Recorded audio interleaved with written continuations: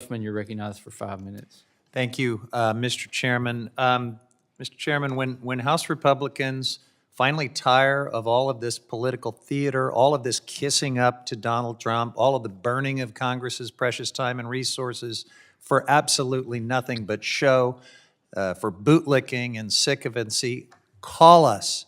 We have a lot of serious work we would like to do with you. We have a lot of governing that we would like to do. But right now, our country is careening towards disaster under the Trump administration. His trade war is wreaking havoc on the economy.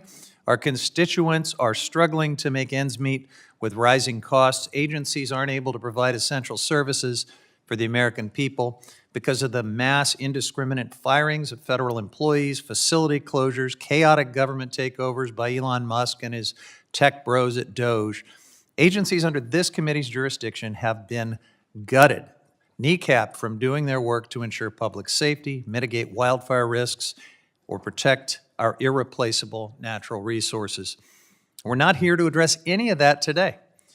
In fealty to the president, House Natural Resource Republicans are considering a joke of a bill to rename the Gulf of Mexico the Gulf of America. If you were to choose a bill that perfectly embodies the Republican Party at this moment in history, this might be it. The bill does absolutely nothing, but it kind of says everything. It captures the MAGA, anti-immigrant, imperialistic rhetoric of right-wing cable news and podcasts, while also giving cover for the president to censor and retaliate against news outlets that choose to call it the Gulf of Mexico, which, by the way, is what every other country on earth will continue to call it.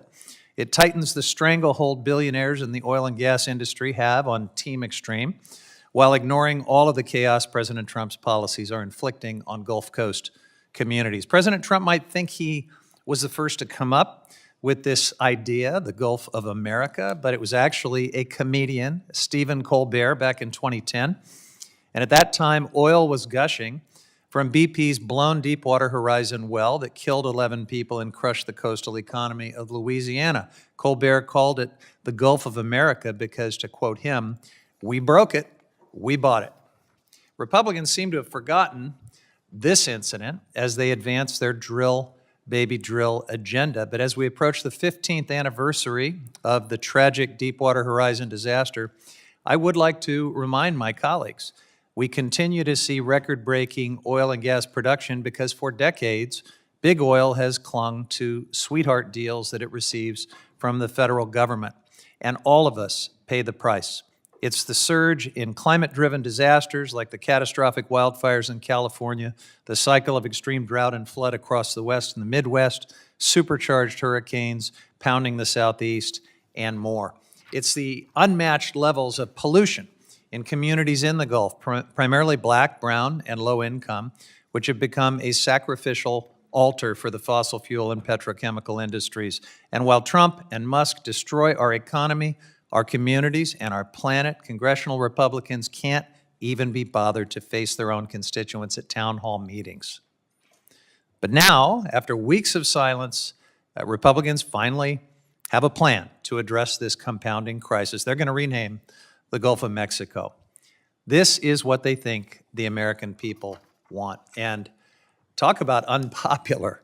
According to a recent Fox News poll, the majority of Americans actually oppose this name change. They know it's a joke. They know it's a stunt, even if President Trump and Republicans seem to be taking it seriously. You know what's not a joke? Firing firefighters, weather forecasters, disease researchers, aid workers, destabilizing global markets with mindless tariff taxes that are wrecking people's hard-earned retirement and college savings, turning our allies and neighbors into enemies, threatening to cut Social Security and Medicaid, services that will be in much greater demand once the Trump recession really gets rolling in the weeks and months to come. This is an insulting charade of America first. Nonsense at a time when the American people need serious policy prescriptions. Instead, we're getting stuff like this that makes our country a global laughingstock. I oppose this bill, and I yield back.